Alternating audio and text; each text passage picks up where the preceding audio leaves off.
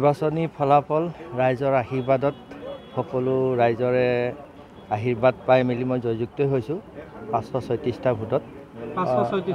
অসম গণ পৰিষদ আৰু ভাৰতীয় জনতা দলৰ মিত্ৰজোঁটৰ প্ৰাৰ্থী হিচাপে আঞ্চলিক পঞ্চায়ত সদস্য হিচাপে পশ্চিম ব্ৰহ্মপুত্ৰ গাঁও পঞ্চায়ত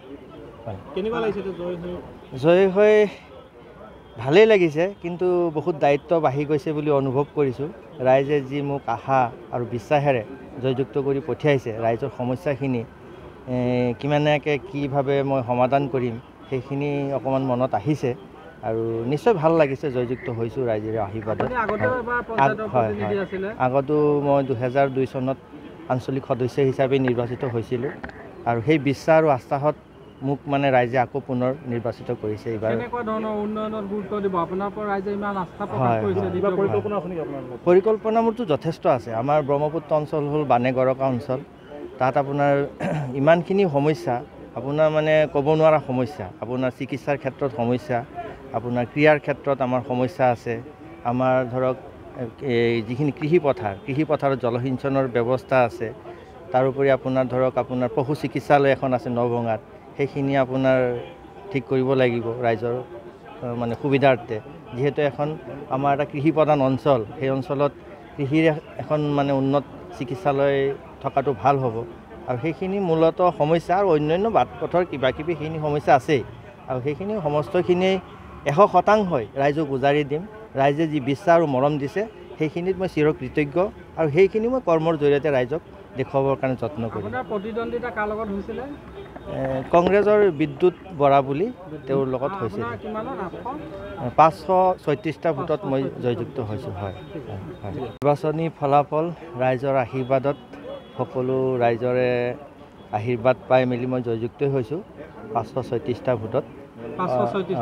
অসম গণ পৰিষদ আৰু ভাৰতীয় জনতা দলৰ মিত্ৰজোঁটৰ প্ৰাৰ্থী হিচাপে আঞ্চলিক পঞ্চায়ত সদস্য হিচাপে পশ্চিম ব্ৰহ্মপুত্ৰ গাঁও পঞ্চায়ত জয় হৈ ভালেই লাগিছে, কিন্তু বহুত দায়িত্ব বাঢ়ি গৈছে বুলি অনুভৱ কৰিছোঁ। ৰাইজে যি মোক আশা আৰু বিশ্বাসেৰে জয়যুক্ত কৰি পঠিয়াইছে, ৰাইজৰ সমস্যাখিনি কিমানকৈ কিভাৱে মই সমাধান কৰিম সেইখিনি অকণমান মনত আহিছে আৰু নিশ্চয় ভাল লাগিছে। জয়যুক্ত হৈছোঁ ৰাইজৰ আশীৰ্বাদত। আগতো মই 2002 চনত আঞ্চলিক সদস্য হিচাপে নিৰ্বাচিত হৈছিলোঁ আৰু সেই বিশ্বাস আৰু আস্থাত মোক ৰাইজে আকৌ পুনৰ নিৰ্বাচিত কৰিছে। এইবাৰ পৰিকল্পনা মোৰতো যথেষ্ট আছে। আমাৰ ব্ৰহ্মপুত্ৰ অঞ্চল হ'ল বানেগৰকা অঞ্চল। তাত আপোনাৰ ইমানখিনি সমস্যা, আপোনাৰ ক'ব নোৱাৰা সমস্যা। আপোনাৰ চিকিৎসাৰ ক্ষেত্ৰত সমস্যা, আপোনাৰ ক্ৰীড়াৰ ক্ষেত্ৰত আমাৰ সমস্যা আছে। আমাৰ ধৰক যিখিনি কৃষিপথাৰত জলসিঞ্চনৰ ব্যৱস্থা আছে। তাৰোপৰি আপোনাৰ পশু চিকিৎসালয় এখন আছে নৱঙাত, সেইখিনি আপোনাৰ ঠিক কৰিব লাগিব ৰাইজৰ সুবিধাৰ্থে। যিহেতু আমাৰ এটা কৃষিপ্ৰধান অঞ্চল, সেই অঞ্চলত কৃষিৰ এখন উন্নত চিকিৎসালয় থকাটো ভাল হ'ব আৰু সেইখিনি মূলতঃ সমস্যা আৰু অন্যান্য বাট পথৰ কিবাকিবি সেইখিনি সমস্যা আছেই আৰু সেইখিনি সমস্তখিনি 100% ৰাইজক উজাৰি দিম। ৰাইজে যি বিশ্বাস আৰু মৰম দিছে সেইখিনিত মই চিৰকৃতজ্ঞ আৰু সেইখিনি মই কৰ্মৰ জৰিয়তে ৰাইজক দেখুৱাবৰ কাৰণে যত্ন কৰিম। প্ৰতিদ্বন্দ্বিতা কাৰ লগত হৈছিলে? কংগ্ৰেছৰ বিদ্যুৎ বৰা বুলি তেওঁৰ লগত হৈছিল। 536টা ভোটত মই জয়যুক্ত হৈছোঁ।